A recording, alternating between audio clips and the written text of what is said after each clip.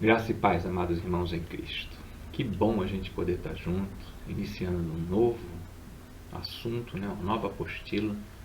Que bom a gente poder, mais uma vez, estar reunidos para estudar a Palavra de Deus. Queria, antes da gente começar a aula propriamente dita, dizer para você não se esquecer de entrar no chat e colocar seu nome lá. Essa é a nossa lista de presença. É assim que a gente vai saber quem participou e quem não participou da aula. Então, por favor, coloque seu nome no chat lá agora. Também, se você quiser fazer algum comentário ou tirar alguma dúvida, aproveita e escreve lá que a gente vai responder pelo chat, obviamente. Mas que bom que a gente está junto, que bom que a gente pode gozar desse privilégio, que a gente pode usar da tecnologia para a gente estar junto, A gente não interromper nosso estudo da Palavra de Deus. Também quero, antes de começar a aula, fazer um pedido para você.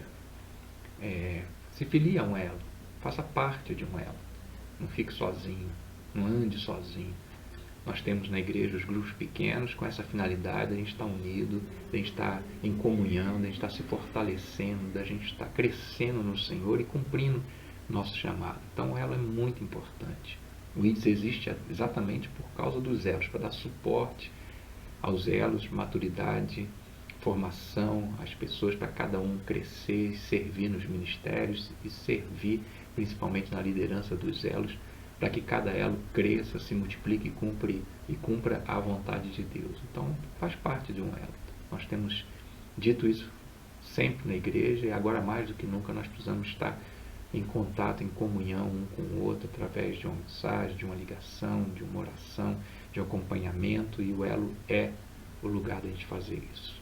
Muito importante a gente hoje ter todos os membros da igreja, frequentadores participando dos grupos pequenos. Então fica aqui o meu apelo a você: participe de um elo e tenha um companheiro de jornada para caminhar com você nesse elo. Deus abençoe você. Voltando, nós estamos iniciando um novo estudo, como eu disse, é uma nova apostila que você recebeu lá através do grupo, e o assunto é o batismo no Espírito Santo, E é um assunto muito importante para a nossa fé, muito embasador, para que a gente possa saber o que é o Espírito Santo, o que é esse batismo no Espírito Santo. Isso é muito importante para a gente saber disso. Mas antes, eu queria dizer para você que, apesar desse assunto ser muito polêmico, ele é muito importante para nossa fé cristã. O entendimento dele vai nos dar uma base muito boa para a gente crescer na fé no Senhor, mas a gente não pode pensar nesse assunto de forma divisória, Muitas discussões acaloradas, muitas divisões aconteceram a partir do início do século XX sobre esse assunto, sobre a questão do batismo no Espírito, falar em línguas, alguns dons espirituais. Nós não vamos falar especificamente falar em línguas e dons espirituais, esse é assunto para outro estudo, não para esse. A gente vai falar sobre o batismo no Espírito Santo, mas tudo começou aí, em relação ao batismo no Espírito Santo. O que a gente precisa de lembrar é que as pessoas que creem diferente de nós não deixam de ser nossos irmãos em Cristo, amados. Importante a gente saber disso e frisar isso. A intenção desse estudo jamais é atacar a fé de alguém que pensa diferente da gente, A intenção desse estudo é unificar a nossa fé. Nós, como batistas, nós, como batistas da Igreja Batista Nova Vista, unificar a nossa fé, entender aquilo que a gente crê, aquilo que a gente pensa sobre isso, aquilo que a Palavra de Deus fala sobre isso, refletir sobre isso, para que a gente tenha o mesmo pensamento, a mesma fé, unir a nossa fé no Senhor. Em relação aos nossos irmãos renovados, pentecostais, neopentecostais, que têm uma visão diferente da nossa em relação a isso, eles são nossos irmãos, amados no Senhor, e devemos amá-los, jamais entrar em discussões tolas que não levam a lugar nenhum, só trazem escândalo para o Evangelho, escândalo para a Palavra de Deus, causando divisão entre o corpo de Cristo e assim impedindo e sendo pedra de tropeço para que até muitos né, que não são salvos venham conhecer Jesus Cristo por causa de discussões tolas que a gente jamais deveria entrar. Então, o meu pedido a você, o meu pedido a você é que você não entre em discussões tolas sobre esse assunto. Cada um tem o direito de crer sobre o batismo no Espírito Santo da forma que a sua denominação acredita, da forma que entender que é a melhor forma possível. Isso não nos coloca numa posição de rival, isso não nos coloca numa posição de combate, muito pelo contrário. O que leva alguém à salvação é o arrependimento dos seus pecados, é a fé em Jesus Cristo, é a entrega de vida a Jesus Cristo, é a graça de Deus, é o que Jesus Cristo fez por nós na cruz. Muito em breve, né, o tempo voa, o tempo passa muito rápido, muito em breve, daqui a pouco estaremos todos reunidos no céu, sem denominação, sem bandeira nenhuma, sem confusão nenhuma, vivendo na presença do Senhor como uma igreja única que somos. Existem várias denominações, existem várias práticas de culto, mas isso não nos torna inimigos, muito pelo contrário. Se cremos em Jesus Cristo, independente da denominação que nos filiamos, independente da visão, da compreensão que temos sobre a doutrina do Espírito Santo, e especificamente o batismo no Espírito Santo, nós somos irmãos em Cristo. Devemos nos amar para que Cristo seja glorificado, nos amar para que o mundo conheça Jesus Cristo. É uma ordem de Deus, é um mandamento de Deus. Posto isso, nós vamos então começar a pensar sobre exatamente essa questão, batismo no Espírito Santo. Nós vamos ver todos os passos, toda a progressão desse batismo no Espírito Santo, como ele aconteceu, como ele se deu. Vamos estudar todos os textos dele, né, dos fatos do batismo no Espírito Santo no Novo Testamento, e vamos entender muito facilmente, de uma forma muito tranquila, como é que isso aconteceu, como que essa promessa foi realizada por Deus, foi cumprida por Deus através de Jesus Cristo, e como isso é bênção para nossas vidas.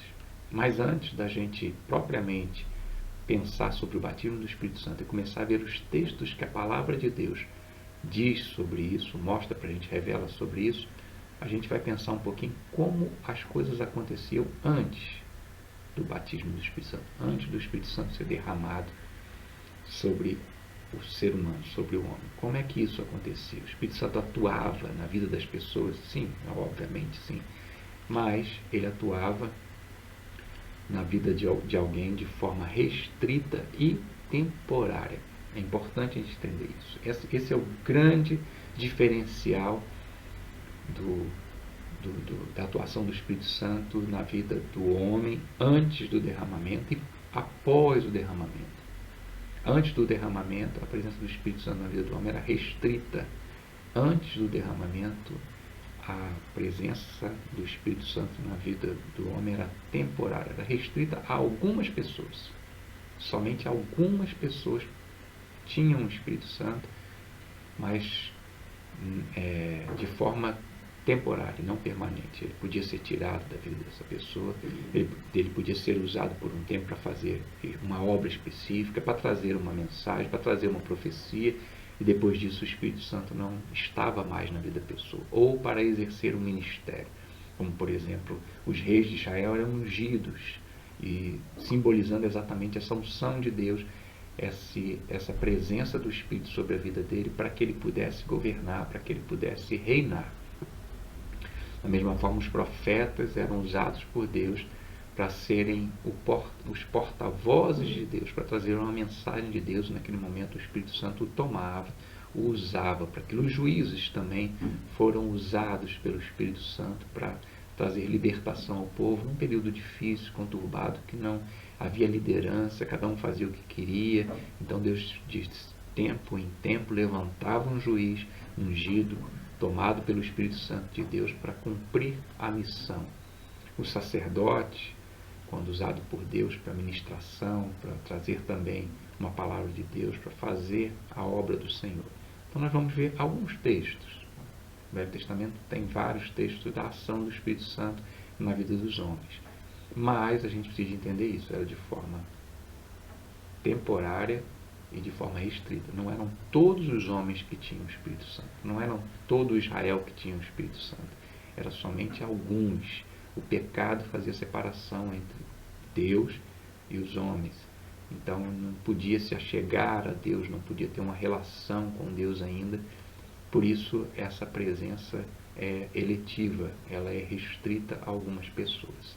E temporária, não era para sempre. O Espírito Santo não vinha habitar na vida de alguém, mas vinha, tomava aquela pessoa e usava aquela pessoa para a obra dele. Então vamos ver alguns textos. O primeiro deles está lá em Juízes 6, falando sobre Gideão, um juiz, né, de Israel. Então diz, mas o Espírito do Senhor apoderou-se de Gideão, e tocando ele a trombeta, os abiesritas se ajuntaram após ele. A gente conhece a história de Gideão, ele foi usado por Deus como um juiz. Assim como Sansão também foi tomado pelo Espírito Santo para fazer a vontade de Deus e usado como um juiz. A gente vê em 1 Samuel, capítulo 16, a questão já ao contrário. Saul foi o primeiro rei de Israel, depois da época do juiz vem a época dos reis de Israel, e o primeiro rei de Israel é Saul, mas ele desobedece a Deus, faz aquilo que não devia fazer, desagrada ao Senhor, e a gente vê então o Espírito de Deus sendo retirado dele. Ora, o Espírito do Senhor retirou-se de Saul, e o atormentava um espírito maligno da parte do Senhor.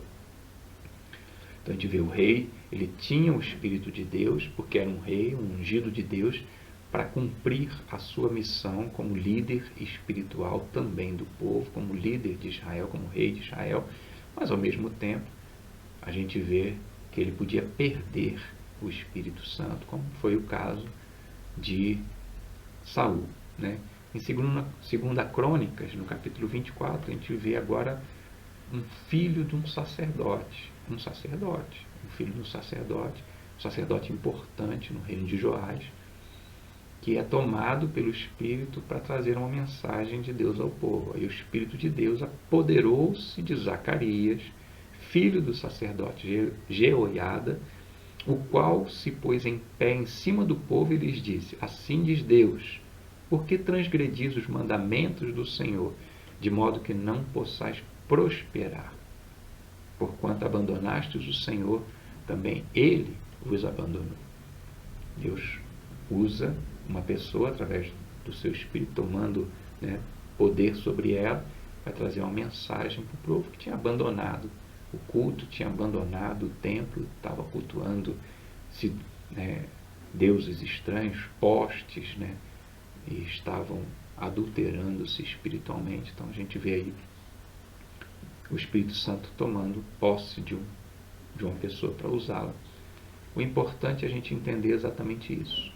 Como era a forma que o Espírito Santo agia na vida do homem antes do derramamento? Era de forma restrita e temporária. Salmo 51, verso 11. Depois que Davi toma consciência por Deus, através do profeta Natã, do seu grande pecado de adultério com Batseba, de assassinato do esposo dela, de Urias, ele cai em si, ele pede perdão e escreve esse salmo de confissão. E no verso 11, é arrependido com seu coração, consciente do crime que tinha cometido, dos crimes que tinha cometido. Davi então faz um pedido a Deus e diz, não me lances fora da tua presença e não retire de mim o teu Santo Espírito. Davi sabia que podia perder a unção, como Saul tinha perdido, né, o rei exatamente que tinha o precedido, né? Então ele sabia que essa habitação era temporária, podia ser tirada, ele podia perder essa habitação de Deus. Ele sabia que ele tinha o Espírito Santo na sua vida por ser rei, tinha sido ungido por Samuel por isso, mas que podia perder isso. Ficou claro isso? Antes do derramamento do Espírito Santo, a habitação do Espírito é restrita a algumas pessoas. Antes do derramamento do Espírito Santo, a habitação do Espírito ou a presença do Espírito na vida de alguém era temporária, podia ser tirada, não era permanente. Então a gente vai, a partir de agora, começar a pensar na promessa. Há uma promessa muito clara E quem faz, né, quem mostra para a gente isso é o profeta Joel. Joel profetiza exatamente mostrando para a gente como seria esse derramamento do Espírito Santo, como seria esse batismo no Espírito Santo na vida das pessoas. Bom, vou abrir um parênteses para fazer um pouquinho, um pano de fundo, para dar um contexto dessa época de Joel.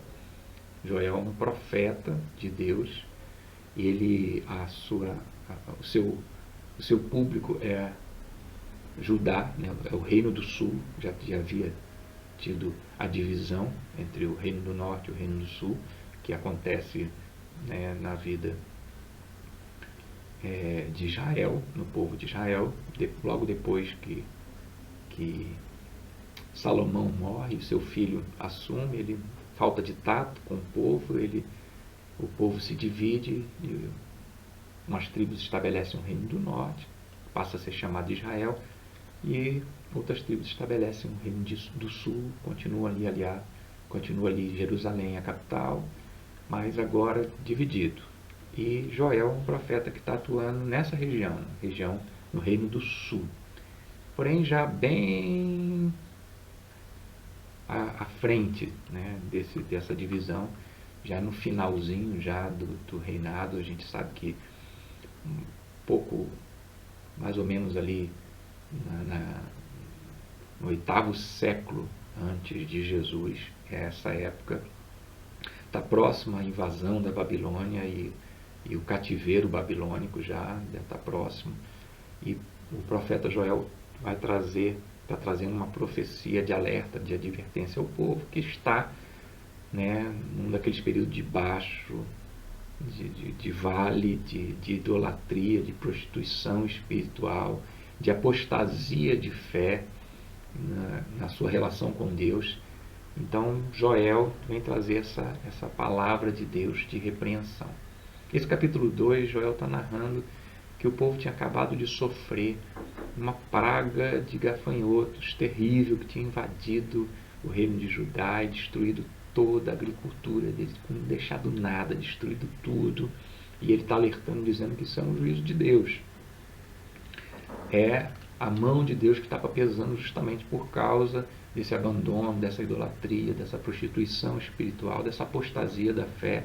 Então Joel está trazendo ao povo um alerta, uma palavra de Deus de exortação, mas ao mesmo tempo também profética, dizendo ao povo que da mesma forma estava próximo exatamente essa destruição vindo do norte, dos babilônios, que iriam invadir Jerusalém, destruir tudo, acabar com tudo de vez, levar cativo o povo, e também, né, ele falando até do juízo final, do dia do Senhor, através disso. Então é ao mesmo tempo algo para aquele tempo, uma destruição, uma praga de gafanhotos que tinha acontecido naquele tempo, algo que estava iminente, próximo de acontecer, que era justamente a destruição de Israel, de Judá, né?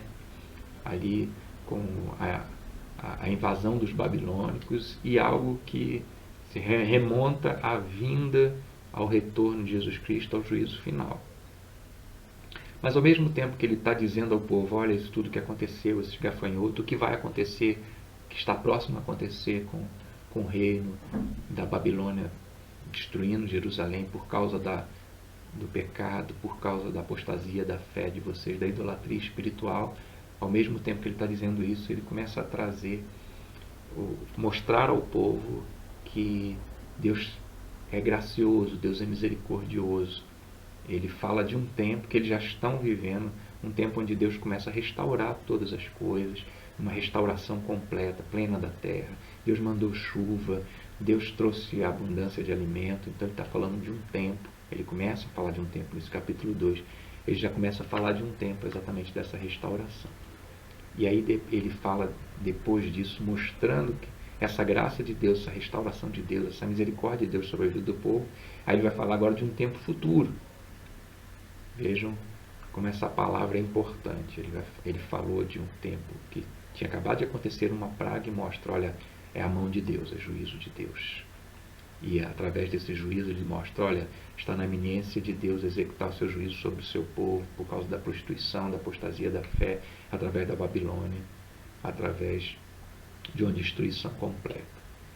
Mas aí ele tira o olhar disso e fala assim, olha, mas olha como Deus é misericordioso, como Deus é gracioso, como Deus é poderoso, olha como Ele fez, Ele mandou a chuva, Ele restaurou tudo milagrosamente. A gente tem, mesmo tendo sido devastado pelos gafanhotos, a gente agora está vivendo um tempo de abundância. Deus é maravilhoso.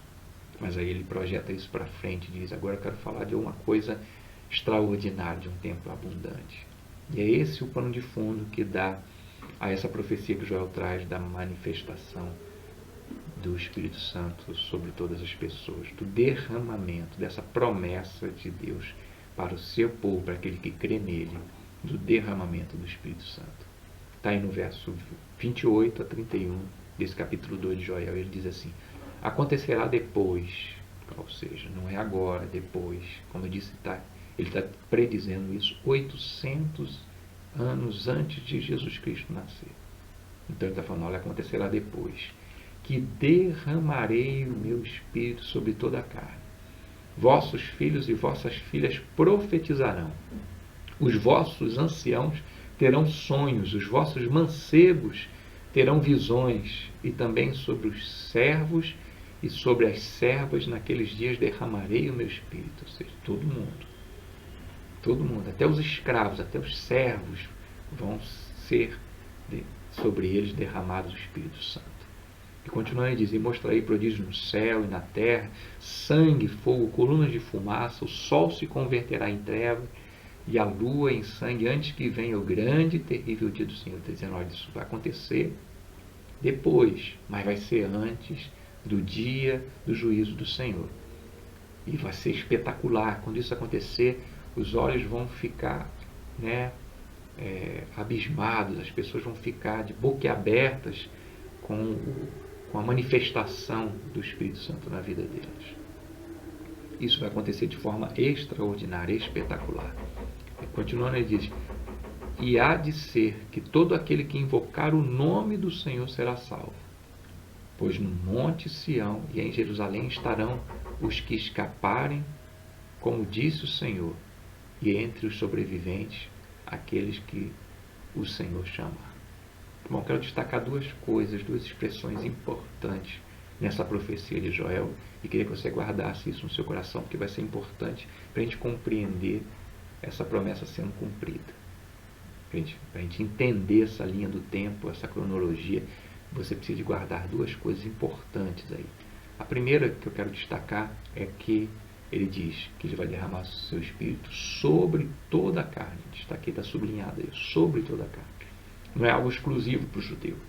Não é algo exclusivo só para Israel. Não é algo exclusivo só para aquele povo que Deus tinha feito uma aliança no Velho Testamento. Mas ele diz sobre toda a carne. Todos vão ter acesso a essa presença do Espírito na vida deles. E a outra coisa que eu quero destacar aí nesse texto, que é importante para a gente, todo aquele que invocar o nome do Senhor será salvo. Ele está ligando o derramamento do Espírito Santo à salvação. Está já prenunciando de que o derramamento do Espírito Santo, a habitação do Espírito Santo está ligado, tem a ver com a salvação, tem a ver com a nossa entrega de vida ao Senhor e com a habitação dele na nossa vida. Uma coisa está ligada à outra. Então, meus amados irmãos, nós vamos pensar um pouquinho mais à frente agora e ver que João Batista faz menção a essa promessa quando ele se refere a Jesus Cristo. João Batista é o predecessor de Jesus Cristo, é aquele que vem clamando na frente, abrindo o caminho, vem sendo aquele que vai falar, que vai anunciar que está vindo, que o reino de Deus é chegado. Ele é essa voz que está clamando no deserto. Ele é aquele que vem anunciar que o Messias é chegado. É o último profeta. É o último dos profetas que vem anunciar, olha, a promessa do Messias é chegada. Mas João Batista faz uma ligação entre Jesus Cristo e o batismo do Espírito Santo. Olha o que ele fala em Lucas 3,16. Respondeu a todos, dizendo, eu, na verdade, vos batizo em água, mas vem aquele que é mais poderoso do que eu, de quem não sou digno de desatar a correia das alparcas. Ele vos batizará no Espírito Santo e em fogo. Então João Batista faz uma ligação. Ó, não sou eu o Messias. Eu estou batizando vocês com água. Mas o Messias, Jesus Cristo, ele vai batizar com o Espírito Santo e com fogo. Abrindo um parênteses aqui rapidamente, é importante a gente entender isso, porque também traz muita confusão em relação a que batismo é esse batismo de fogo. É um batismo de fé? É um batismo excepcional? É um batismo, é um segundo nível de batismo? Não, irmãos, é só ler o próximo verso. Dá uma lida no próximo verso. Lucas 3,16 está falando desse batismo no fogo. Lucas 3,17, o versículo vai dizer exatamente que é esse batismo no fogo. Ele está falando que aqueles que são batizados no Espírito são aqueles que são salvos por Deus. E batizado no fogo é o joio, que é recolhido, é a palha, que é recolhida, e então lançada no fogo. É a perdição, é o inferno, um fogo que nunca se apaga. Não tem nada a ver com ser mais espiritual ou um outro nível de espiritualidade. Depois você lê o verso 17, só abrindo um parênteses, que é bom, a gente pode te causar alguma dúvida em relação a isso. Algumas pessoas interpretam esse batismo de fogo, né, esse batismo em fogo, como algo mais espiritual, um nível mais elevado de batismo. O batismo é um só. Paulo escrevendo aos Efésios, no capítulo 4 diz isso, um só batismo, tem um só Senhor e um só batismo. O batismo no Espírito é dado àqueles que são salvos. É aquele que aceita Jesus Cristo como Senhor e Salvador da sua vida. A gente vai ver isso mais claramente para frente, mas já fechando esse parênteses aqui. Então João Batista faz a menção a essa promessa. Além de João Batista fazer essa menção a essa promessa, Jesus também confirma essa promessa, né? A gente vai ver os textos que Jesus fala isso. Em João 7, Jesus diz, ó, quem crê em mim, como diz a Escritura, do seu interior correrão rios de água viva. Ora, isto, ele diz a respeito do Espírito Santo, que haviam de receber os que nele crescem. Olha aí a ligação, está muito claro. Quem crê em Jesus Cristo, é batizado no Espírito. Pois o Espírito ainda não fora dado, porque Jesus ainda não tinha sido glorificado. O Espírito ainda não foi derramado. Jesus está fazendo uma menção, ó. Eu vim, aquele que crê em mim vai ser batizado. João Batista diz, Jesus vai batizar, eu estou batizando só com água, estou só anunciando que o reino de Deus está chegando, eu não sou o Messias, estou batizando com água, mas aquele que vem após mim é o Messias e o batismo dele é o batismo no Espírito. E aqui Jesus deixa claro, ele está dizendo, ora, isso ele dissera a respeito do Espírito que haviam de receber os que nele crescem. Quem é que recebe o Espírito Santo? Aquele que crê em Jesus. Está ligado, tem a ver com a salvação. Aquele que invocar o nome do Senhor será salvo, diz a promessa de Joel. Vamos para o próximo versículo que mostra essa confirmação de Jesus. João 14, verso 16 e 17 diz, e eu rogarei ao Pai, e ele vos dará outro ajudador, falando do Espírito Santo, para que fique convosco para sempre, a saber, o Espírito da verdade, o qual o mundo não pode receber, porque não vê, nem o conhece, mas vós o conheceis, porque ele habita convosco e estará em vós. Estará porque ele vai ser derramado, mas eles já estão tendo a presença do Espírito através de Jesus Cristo. Então a gente está vendo aqui que Jesus está dizendo claramente que ele vai passar a habitar na vida das pessoas que creem nele de forma permanente. Vai habitar para sempre na vida daqueles que aceitam Jesus Cristo. Mais um texto, João 16, o verso 7. Todavia vos digo a verdade, convém-vos que eu vá, pois se eu não for, o ajudador não virá, mas se eu for, vou-lo enviarei. Então Jesus Cristo está dizendo para os discípulos que a promessa vai ser cumprida a partir do momento em que ele voltar para a eternidade, voltar para o Pai. Ele está próximo a cumprir a sua missão, a se entregar em sacrifício por nós, a entregar seu espírito ao Pai, entregar seu corpo em sacrifício por nós, redimindo aqueles que creem nele dos seus pecados. Então ele volta para a eternidade e então envia o Espírito dele. Ele está dizendo que está próximo disso acontecer e que é necessário que ele vá para poder enviar o Espírito Santo, que ele vá para poder a promessa ser cumprida. O que cabe a Jesus Cristo é tomar nossos pecados sobre si, caminhar até a cruz, se sacrificar por nós, vencer a morte, ressuscitando ao terceiro dia, e então ele volta para enviar o Espírito Santo, e o Espírito Santo iniciar um novo ministério na vida das pessoas de forma permanente. Ele vai passar a habitar aqueles que são crentes em Jesus Cristo. Ele vai passar a habitar aquelas pessoas. Então, irmãos, até aí a gente está vendo a promessa que foi feita através do profeta Joel, de derramamento do Espírito Santo sobre toda a carne. A gente viu, né, a menção de João Batista, a ligação de João Batista ao batismo no Espírito Santo a Jesus Cristo, dizendo que esse batismo é proveniente de Jesus Cristo. Ele vai batizar com o Espírito Santo ou no Espírito Santo. E agora a gente está vendo Jesus Cristo confirmando que aquele que crê nele vai ser batizado no Espírito, e que agora ele precisa de ir, de voltar, de retornar para a eternidade, para poder então ele enviar o Espírito Santo e batizar aqueles que creem nele. Ok? Então vamos pensar agora, né, sobre esse tempo. Jesus alerta os discípulos para o iminente cumprimento da promessa.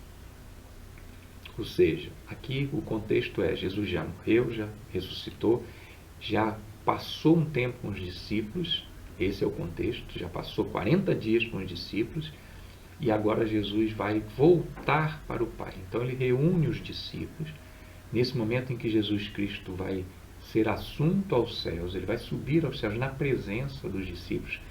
Visualmente as pessoas vão ver, isso está relatado em Atos capítulo 1, os discípulos estão ali, vão ficar vendo Jesus subindo aos céus, sendo arrebatado aos céus visivelmente, mas Jesus dá a eles uma orientação. O que eles vão ficar fazendo? Jesus vai embora, e só depois que ele foi embora é que ele vai mandar o outro consolador, o outro ajudador, para que eles não estejam órfãos, para que eles não estejam sozinhos. Então Jesus diz para eles o seguinte, presta atenção, Atos capítulo 1, verso 4 e 5 diz assim: estando com eles, ordenou-lhes que não se ausentassem de Jerusalém, mas que esperassem a promessa do Pai, o qual, disse ele, de mim ouvistes. Porque, na verdade, João batizou em água, mas vós sereis batizados no Espírito Santo dentro de poucos dias. Jesus confirma a palavra de João, dizendo que o batismo de João era um batismo simbólico, em água é um batismo simbólico, e confirma a palavra de João, dizendo: olha, eu vou batizar vocês no Espírito.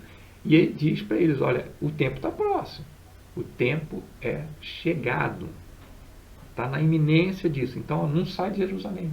Ele está dizendo para os discípulos exatamente isso: não saiam de Jerusalém, permaneçam em Jerusalém nesse tempo, porque está próximo, está iminente a acontecer aquilo que foi predito por Joel, aquilo que João Batista fez menção e aquilo que eu mesmo confirmei a vocês e alertei vocês: não saiam de Jerusalém. Jesus, então, após isso, é assunto aos céus, ele retorna para a eternidade. Bom, irmãos, vamos fazer umas contas aqui. Jesus esteve morto por 3 dias. Jesus passou 40 dias com os discípulos. Então, 3 mais 40, 43 dias. Jesus morreu na celebração da Páscoa judaica. Exatamente na celebração da Páscoa judaica, ele substitui o sacrifício do Cordeiro Pascal e se torna o Cordeiro de Deus, o Cordeiro Pascal. Então, Jesus morre na Páscoa, fica morto 3 dias.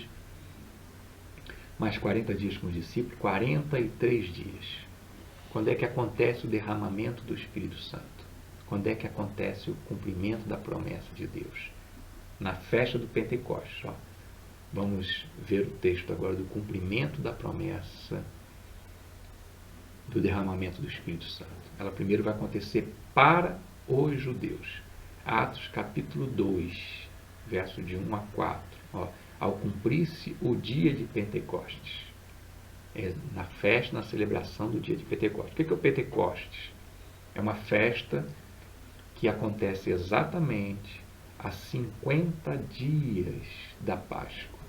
Então isso que aconteceu, o derramamento do Espírito Santo, essa promessa quando Jesus disse para os seus discípulos, olha, permaneçam em Jerusalém até que essa promessa seja cumprida, aquilo que eu falei para vocês, que vocês vão ser batizados no Espírito Santo, está próximo a acontecer, dentro de poucos dias, foi exatamente uma semana depois, foram 7 dias depois, como eu disse.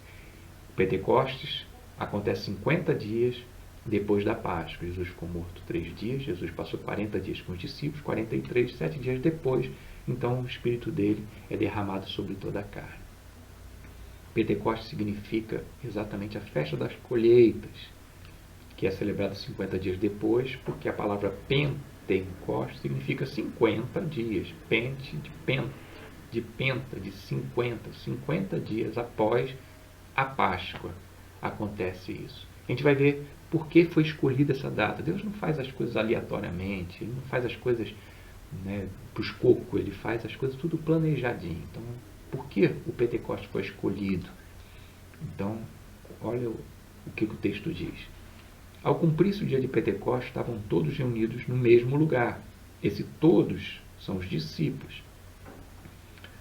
Esses discípulos já são em torno de 120 pessoas. Eles estão numa casa, reunidos num lugar só, separados dessa festa. Está tendo uma festa em Jerusalém, uma multidão, imensidão de pessoas.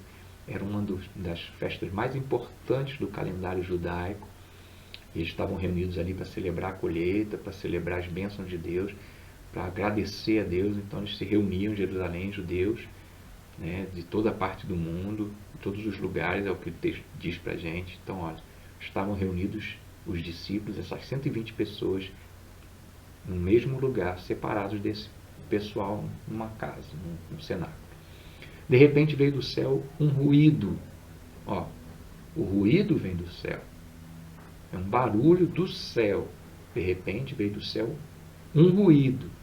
Como que de um vento impetuoso? Não veio um vento impetuoso, veio um barulho de um vento, parecido com o barulho de um vento, um barulho forte, e encheu toda a casa que estava onde estavam sentados. Esse barulho encheu aquela casa, aquele barulho aconteceu dentro daquela casa onde esses 120 discípulos estão reunidos, sentados. E lhes apareceu umas línguas como que de fogo, a mesma coisa, como que de fogo, com aparência de fogo, não era fogo, não apareceu fogo na cabeça dos discípulos, mas apareceu algo que parecia fogo, parecia uma chama de fogo. Já apareceram umas línguas como que de fogo, e se distribuíram, e sobre cada um deles pousou uma. Sobre cada um desses 120 pousou essa língua, essa labareda, essa chama, parecendo uma chama de fogo. E todos ficaram cheios do Espírito Santo e começaram a falar noutras línguas, conforme o Espírito lhes concedia que falassem. Olha o Espírito Santo sendo derramado. Olha o Espírito, olha a promessa que Jesus disse 7 dias antes para os discípulos, no dia da sua assunção ao céu, no dia no dia que ele está se despedindo dos discípulos, a promessa sendo cumprida. O derramamento do Espírito Santo sobre eles foi derramado o Espírito Santo. Eles ficaram cheios do Espírito Santo e começaram a falar em outras línguas, conforme o Espírito lhes concedia que falasse. Guardou tudo aí? Nós vamos parar por aqui hoje, mas eu queria que ficasse na sua mente, depois você relê esses textos, pensa no que foi dito e guarda essa sequência. No Antigo Testamento, antes do derramamento do Espírito Santo, a ação do Espírito Santo na vida do homem era seletiva e temporária. Era restrita e temporária. Não era todo mundo que tinha o Espírito Santo, não era todo mundo que cria que tinha o Espírito Santo, não era todo o povo que tinha o Espírito Santo, só alguns. E para fazer uma obra específica de Deus. Depois a gente vê a promessa em Joel, que o Espírito Santo vai ser derramado sobre toda a carne, em algo futuro. Isso vai acontecer, todos que invocarem o nome do Senhor serão salvos. Depois a gente vê João Batista aliando essa promessa a Jesus Cristo, dizendo: eu batizo com água, é um símbolo do batismo verdadeiro, que é o batismo no Espírito. Ele vai batizar o Messias, Jesus vai batizar com o Espírito Santo. Depois a gente vê Jesus confirmando dizendo que ele vai batizar com o Espírito Santo, dizendo que ele precisa ir para enviar o Espírito Santo, que essa habitação é permanente, é para sempre, naqueles que creem nele. Depois a gente vê a orientação de Jesus aos seus discípulos, dizendo: fiquem em Jerusalém, porque aquilo que vocês ouviram de mim, a promessa do batismo no Espírito Santo vai acontecer em poucos dias. E uma semana depois acontece isso. A partir da semana que vem a gente dá sequência a isso. A gente vai analisar todo esse texto do capítulo 2 de Atos, desse derramamento do Espírito Santo, ponto por ponto, versículo por versículo, entendendo claramente como foi esse derramamento do Espírito Santo sobre os judeus, a vida dos judeus, em Atos capítulo 2, e depois a gente vai dar sequência vendo como essa promessa ela vai avançando e se conclui de forma completa. Amém? Deus te abençoe. Em nome de Jesus Cristo.